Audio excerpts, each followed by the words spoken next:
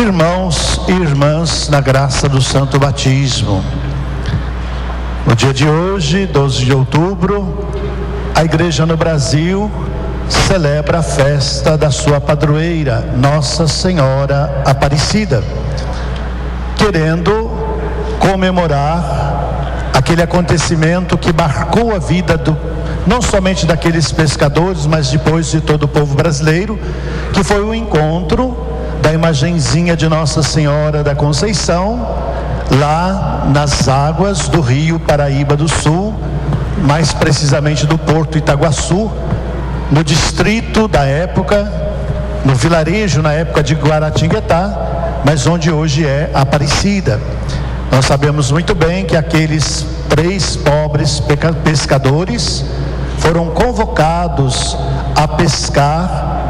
uma grande quantidade de peixes para o conde de Assumar, que era o governador da província de São Paulo, para ele e toda a sua comitiva, que vinha em direção a Minas Gerais, a Mariana,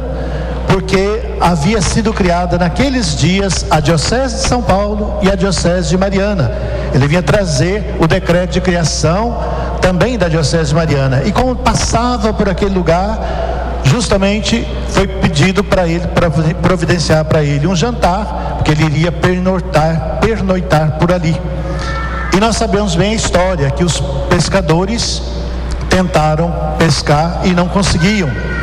Mas quando eles encontraram primeiramente o corpo da imagenzinha de Nossa Senhora da Conceição e depois a cabeça,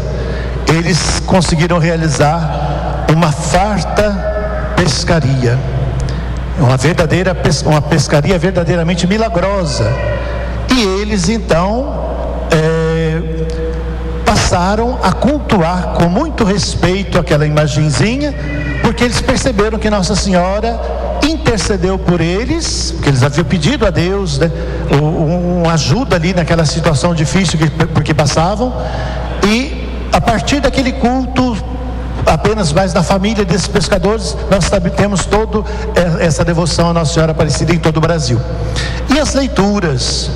de hoje, elas nos trazem alguns ensinamentos importantes. Na primeira leitura, nós vemos que a rainha Esther, ela é figura, imagem de Nossa Senhora, porque assim como ela intercede junto do rei pela vida dela e do seu povo, o povo judeu que estava no exílio lá na Babilônia, Nossa Senhora intercede pelo seu povo, que é toda a humanidade. E nós também somos chamados na nossa oração a rezar não apenas por nós mesmos, pelas necessidades pessoais e familiares, mas pensar sempre em todos, de modo especial naqueles que mais sofrem, aqueles que mais precisam da proteção de Deus. Na segunda leitura, nós vemos que aquela mulher vestida de sol representa em primeiro lugar o povo de Deus. A palavra mulher na Bíblia, quando vem como se fosse quase que um nome próprio, representa o povo de Deus, tanto do Antigo Testamento, o povo de Israel, quanto do Novo Testamento, a igreja, que somos nós. Então, quando se fala que aquela mulher vestida de sol, está falando do povo de Deus, mas na verdade, quem mais representa esse povo de Deus do Antigo Testamento e do Novo Testamento é Nossa Senhora, é a mãe de Jesus, porque ela de fato se deixou revestir pelo sol da justiça que é Jesus, se revestir das virtudes que Jesus viveu e pediu que nós as vivêssemos.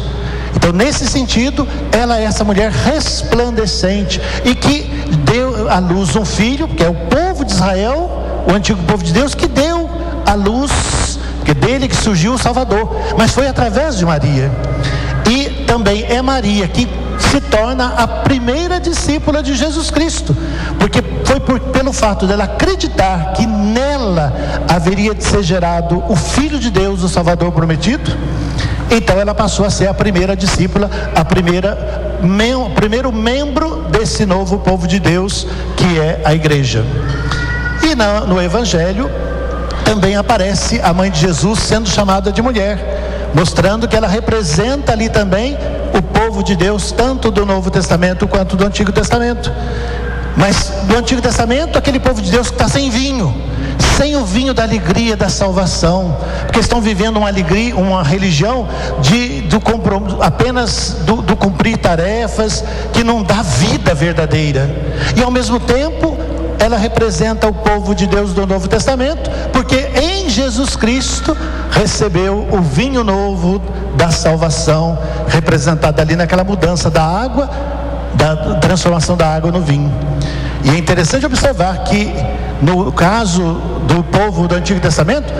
ele não tem mais vinho, quer dizer, não está tendo a salvação, mas tem água pelo menos. A água também, que é símbolo da vida, mas que precisa ser transformada nesse vinho da melhor qualidade que Jesus oferece para todos nós. E ao celebrarmos então a festa de Nossa Senhora Aparecida, no dia de hoje,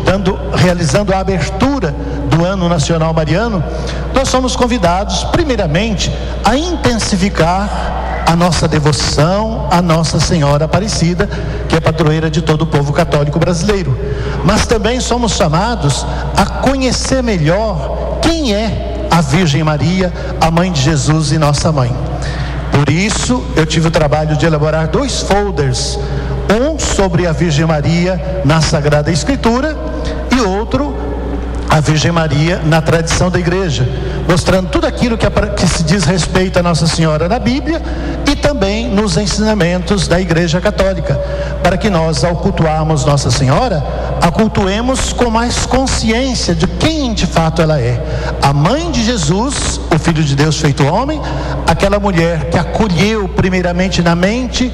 e no coração e depois no ventre o Filho de Deus, que foi a primeira discípula, tanto na ordem cronológica quanto na ordem da graça,